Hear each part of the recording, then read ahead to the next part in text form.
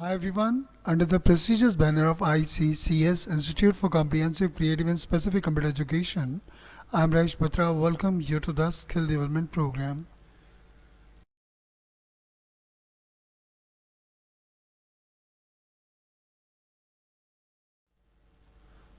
The topic of the day is Present Perfect Continuous. The structure is I have been doing something, Volume 1.0.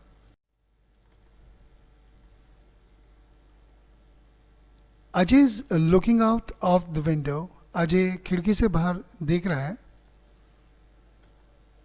He finds that the road is flooded. वो देखता है कि सड़क पानी से भरी हुई है. But the sun is shining. लेकिन सूरज चमक रहा है. He asks his wife, isn't it surprising? कितनी अजीब सी बात है ना. The road is flooded. सड़क पानी से भरी हुई है. But the sun is shining. लेकिन सूरज चमक रहा है. His wife replies. उसकी पत्नी उत्तर देती है, oh come on, don't you know this? अरे आपको पता नहीं क्या? It has been raining recently. अरे अभी थोड़ी देर पहले बरसात हो रही थी ना. That's why the road is flooded. इसलिए सड़क पर पानी भरा हुआ है. It has been raining recently. अभी थोड़ी देर पहले बरसात हो रही थी. आपने समझा हम यहाँ क्या कहने की कोशिश कर रहे हैं? It has been raining recently ये एक सेंटेंस है प्रेजेंट परफेक्ट कंटिन्यूस का, जिसका स्ट्रक्चर है I have been doing something. और इसका सिंटेक्स है आई यानी सब्जेक्ट, हैज़ बीन या have been helping verb. Doing means first form के साथ आईएनजी का यूज़ करना, और समथिंग जाहिर है ऑब्जेक्ट. हम ये I have been doing something structure का इस्तेमाल करते हैं एक ऐसे काम के लिए जो अभी अभी जाकर रुका हो, यानी वो पास्ट में हो रहा था और अभी थोड़ी देर पहले जाके रुका हो. जैसे अभी थोड़ी देर पहले बरसात हो रही थी और जस्ट अभी थोड़ी देर पहले जाके रुकी है. लेकिन उस the impact of this activity, यानी उस पास की एक्टिविटी, पास के उस काम का जो प्रभाव है, is still prevailing in the present. वो प्रेजेंट में अभी भी बरकरार है, प्रेजेंट में अभी भी बना हुआ है. पास में क्या हो रहा था, यानी बरसात हो रही थी, और उसका प्रेजेंट में क्या प्रभाव है? प्रेजेंट में उसकी वजह से सड़क पर पानी भरा हुआ है.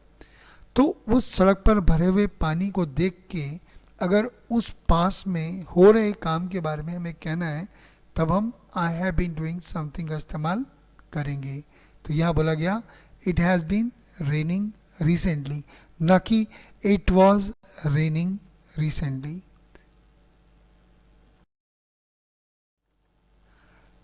प्रेजेंट परफेक्ट कंटिन्यूस में अगर सब्जेक्ट ही, शी, इट हो तो हेल्पिंग वर्ब के तौर पे हम लगाते हैं हैज़ बीन. और अगर सब्जेक्ट है आई, वी, यू या दे, तो हेल्पिंग वर्ब होगा हैव बीन.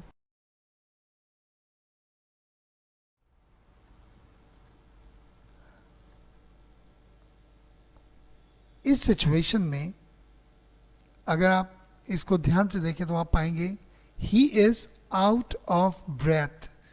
इसकी सांस उखड़ रही है, यानी इसका दम फूल रहा है. Because he has been running recently, क्योंकि ये अभी थोड़ी देर पहले दौड़ रहा था. आपने नोटिस किया ये पास की एक ऐसी एक्टिविटी थी जो अभी भी रुकी है, यानी पास में दौड़ रहा था और ये एक्टिविटी अभी भी जाके रुकी है. और रुकने के बाद अब उसका जो इम्पैक्ट है, प्रभाव है, वो अभी भी दिखाई दे रहा है, यानी वो उसका दम फूल रहा है, उसकी सांस उखड़ रही है.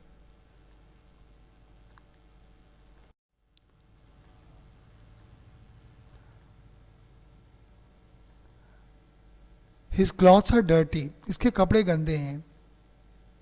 ये प्रेजेंट में एक बच्चे की सिचुएशन है. Because he has been playing cricket recently, क्योंकि अभी थोड़ी देर पहले क्रिकेट खेल रहा था. सेम वही बात, पास में वो क्रिकेट खेल रहा था जिसकी वजह से उसके कपड़े गंदे हुए थे, तो प्रेजेंट में उसके कपड़े गंदे हैं. अगर प्रेजेंट में उसके कपड़े गंदे हैं और हमें बताना है कि पास में ऐसा क्या कर रहा था कि जिसकी वजह से उसके कपड़े गंदे हैं, तो हम उसे बोलेंगे his clothes are dirty because he has been playing cricket recently. इसके कपड़े गंदे इसलिए क्योंकि ये भी थोड़ी देर पहले क्रिकेट खेल रहा था, ना कि he was playing cricket recently.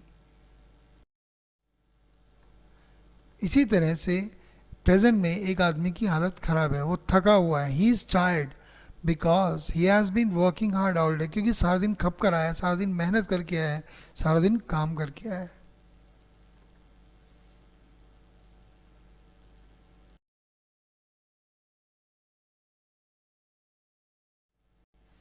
With that, the topic is over. Thanks for being with me. Have a nice day.